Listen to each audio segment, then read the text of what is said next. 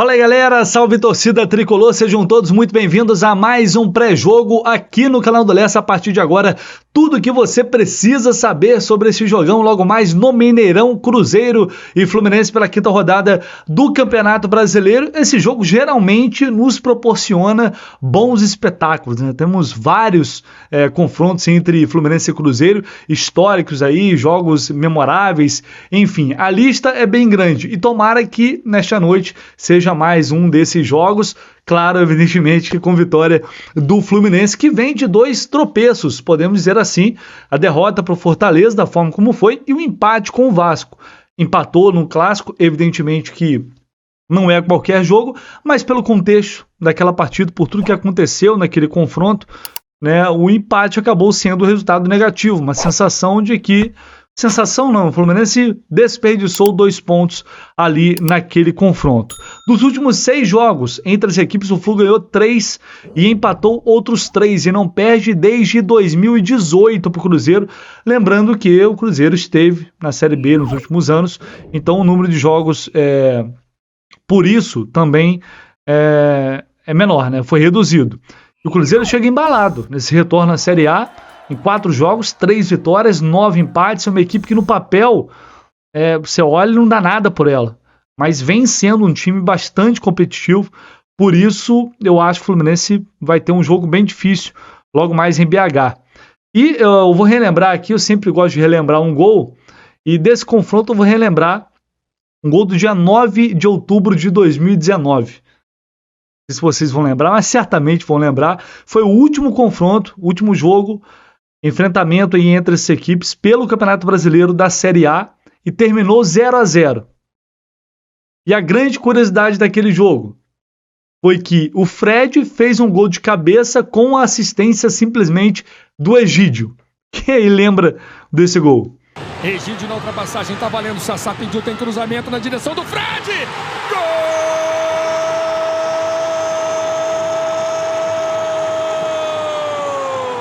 E o gol foi anulado, ainda bem, para manter o tabu aí do Fred não fazer gols, a maldição do Fred não fazer gols contra o Fluminense. Enfim, acho que é bem interessante, eu lembro bem desse jogo, estava na transmissão dessa partida. Vamos à provável escalação do Fluminense para o jogo desta noite, que é um oferecimento da Mais Ágil. Se você ainda não conhece a Mais Ágil, eu te apresento, principalmente se você for aquela pessoa que tem uma grana, tem um saldo lá no FGTS, no Fundo de Garantia, e quer resgatar esse dinheiro para usar da forma como você quiser. Sei lá, quer quitar uma dívida, quer comprar alguma coisa para tua casa, quer fazer uma viagem, seja lá o que for.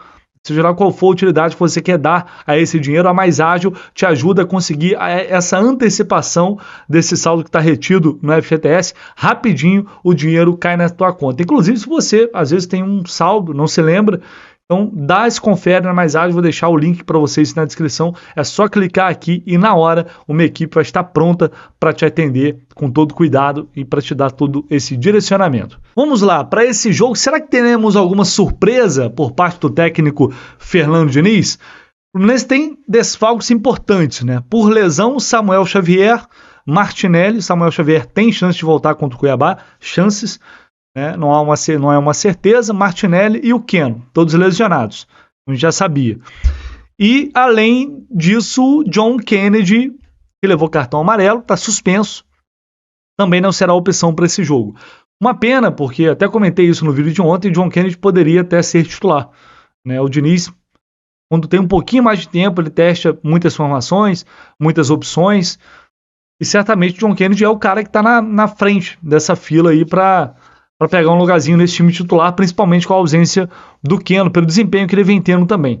Mas será que poderíamos ter uma surpresa no time com o Lelê atuando, fazendo aquela função ali do Keno?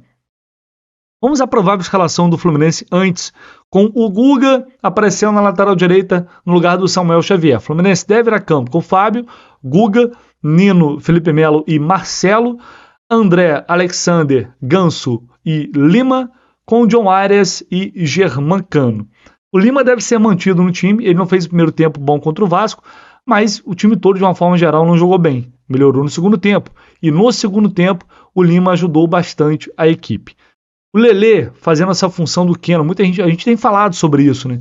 Sobre a possibilidade do Lelê fazer essa função. Acho que a grande questão é se ele tem capacidade física para fazer a devida recomposição. Para mim é meio estranho isso, porque eu vi o Lelê, no Volta Redonda, correr demais, né? Ele tem uma passada muito grande, mas recompor naquela função ali de lado não é algo simples de se fazer. Eu acho, a sensação que eu tenho, que talvez isso esteja impedindo o Diniz de usar o Lelê nessa função. Porque ele tem a preferência pela formação com 2 homens mais abertos. A questão é saber se essa preferência se dá única e exclusivamente pelo Keno ou se é uma preferência tática dele. Só que no momento ele acredita que outro não vai conseguir fazer essa função e ter o mesmo desempenho que o Keno. É uma pergunta que eu quero fazer ao Fernando Diniz quando tiver a oportunidade. Eu quero tirar essa dúvida. E aí, com isso, o Lima deve continuar. Eu acho que até esse jogo fora de casa contra o Cruzeiro, não acho que o Diniz iria promover essa surpresa, não. Mas eu não descartaria. E quando eu tenho informação, eu falo. Quando eu não tenho informação de que o Lelê foi testado, por exemplo, durante um bom tempo no treino. Eu não tenho essa informação. O Cruzeiro vale ficar de olho. Não é uma equipe brilhante. Mas só que eu não acho que vai se comportar como o Vasco se comportou, ficando lá atrás o tempo inteiro. Acho que vai tentar explorar, né, os espaços que o Fluminense pode deixar quando sair para o ataque. Então tem que ter muita atenção quanto a isso, porque... Enfim, e tem outro adversário além do Cruzeiro, que é uma outra atenção que o Fluminense vai ter que ter, que é o gramado. Eu falei sobre isso aqui, num vídeo recente aqui do canal. Um absurdo que está o gramado no Mineirão, uma grande porcaria, depois de um festival de música por lá. Já estava ruim o gramado que foi impedido. A Conmebol proibiu o Atlético Mineiro de jogar no Mineirão devido às condições do gramado, e ele piorou em relação àquelas condições para esse jogo. Né, a empresa Minas Arena chegou a divulgar a nota dizendo que o gramado tá bom, né, que não vai afetar a jogabilidade. É uma piada, acho que vocês já viram, enfim, eu falei aqui no canal, o estado do gramado, e tende a prejudicar, evidentemente, mais o Fluminense, que joga com a bola no pé, que joga muita troca de passe. O Fluminense tem todas as chances aí de sair atrás nessa questão do gramado do Cruzeiro, até porque o Cruzeiro já conhece o campo. Mas enfim, o jogo foi marcado, a CBF não está nem aí, eles não estão nem aí, e é isso que vai acontecer. Vamos ver o estado desse campo para o jogo de logo mais. Sobre o Cruzeiro, mais informações do Cruzeiro, chamar meu amigo, grande amigo Emerson Pansieri, repórter da Rádio Itatiaia, que cobre, setorista do Cruzeiro por lá, e chega com todas as informações da Raposa. Fala aí, meu amigo. Um abraço, Vitor, amigos ligados na Rádio Globo, aqui é Emerson Pansieri da Rádio Itatiaia de Minas Gerais, com as informações do Cruzeiro, o time que não divulgou a lista de relacionados para esse confronto contra o Fluminense. É uma situação diferente, porque o Cruzeiro sempre divulga essa lista de relacionados e pode ter a ver com a questão envolvendo o Richard, né? O jogador foi citado na questão de também manipulação de resultados. Enfim, o Ministério Público de Goiás citou o nome do jogador, não tem denúncia ainda, está tendo essa investigação, mas o nome dele está citado, assim como outros jogadores também de Minas Gerais, são 2 do América, o Dadá Belmonte e o Nino Paraíba. Mas em relação ao Richard fica essa dúvida. A gente sabe que teve reunião na Toca da Raposa sobre esse assunto com a diretoria, e vamos esperar se ele vai participar ou não desse jogo. Sinceramente, como eu falei na Itatiaia, eu acredito que vai ficar de fora desse confronto contra o Fluminense. Cruzeiro que já tem a baixa do Ramiro por suspensão, 3º cartão amarelo, e perdeu o Rafael Bilu, que foi titular contra o Santos, saiu no início do jogo por conta de um problema no tendão de Aquiles, teve um rompimento ali do tendão de Aquiles e vai passar por cirurgia nesta quarta-feira. Então, provável Cruzeiro com Rafael Cabral, William na lateral direita, o Marlon, ex-Flu, na lateral esquerda. Na zaga, Lucas Oliveira com o Luciano Castão. Meio campo, Neto Moura, Machado, Felipe Machado e o Matheus Vital.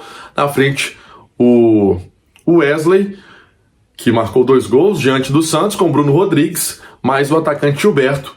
Pode ser essa a formação do Cruzeiro para o Mineirão cheio, vários setores já esgotados, público aí entre 48 mil, 50 mil torcedores para acompanhar essa volta do Cruzeiro ao Gigante da Pampulha, ao Mineirão, até porque o Cruzeiro ainda não atuou no estádio na temporada 2023. O acordo foi firmado com a concessionária Minas Arena e o Cruzeiro há cerca de 2 semanas. Vitor. Portanto, o Cruzeiro também terá desfalques para essa partida. E vamos falar da arbitragem, para a gente já ir fechando esse pré-jogo. Flávio Rodrigues de Souza, árbitro FIFA, vai apitar o jogo de São Paulo, auxiliado por Danilo Ricardo Simão Maniz e o Evandro de Melo Lima. A VAR será Daiane Muniz, também do quadro da FIFA. Bom, esse árbitro, já falei, eu não gosto muito dele, gosto de aparecer muitas vezes, tanto quanto autoritário em alguns momentos. Eu não gosto muito desse árbitro, mas, enfim, também não está entre os piores. O histórico dele, apitando jogos do Flu: 14 jogos, 5 vitórias, 5 empates, 4 derrotas. O último jogo que ele apitou foi contra o Atlético Paranaense ano passado, derrota lá na Arena. Foi ele, o árbitro daquele fatídico jogo, como eu lembro, tinha pouco tempo, já começaram a cobrir Fluminense lá em 2019, 5ª rodada do Campeonato Brasileiro. Vocês vão lembrar, e principalmente quem estava no Maracanã também vai lembrar daquele jogo. Chovendo, chuva danada. Derrota para o Goiás por 1-0. O Everaldo puxa uma bola de fora da área e chuta. Quem lembra desse lance? Everaldo tirou o Kevin, bateu de fora, a bola quica na frente do Tadeu, ganha ainda mais velocidade. É gol do Fluminense, é gol de Everaldo. 1 pro Fluminense, 0 pro Goiás. Entrou. E logo depois ainda faltou luz. Logo depois disso aí, faltou luz. Com o tempo ainda sem luz, no Maracanã, uma tempestade danada, estava no campo. E o Luiz Flávio, o Flávio, ele era o VAR. Foi ele quem chamou o árbitro para analisar o lance. E depois, para mudar a decisão da arbitragem e anular esse gol de maneira absurda, porque o Luciano claramente não participa da jogada, não interfere na ação do goleiro.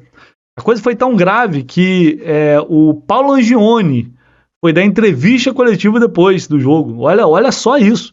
Paulo Angione, na época em que Paulo Angione ainda falava com a imprensa, ainda dava esse tipo de entrevista coletiva. E o Paulo foi lá e falou, reclamou da arbitragem. Enfim, foi um jogo que eu me lembro bem. Lembro bem daquela partida. Os guerreiros que estiveram lá no Maracanã naquela noite. E o Flávio Rodrigues era o VAR. O VAR estava começando ainda estava começando a operação, muita gente reclamava ainda e tal. Enfim, não que a gente não continue reclamando, né? Mas tomara que ele faça uma boa arbitragem logo mais lá no Mineirão. Transmissão pela TV Globo e pelo Premier, e pós-jogo, claro, aqui no canal do Lessa com Alexandre Vasconcelos, Renan Reis, o Laranja Tricolor, aquela live super especial que vocês já estão acostumados. A gente espera vocês mais tarde, tomara após uma vitória do Flu. Tamo junto, galera!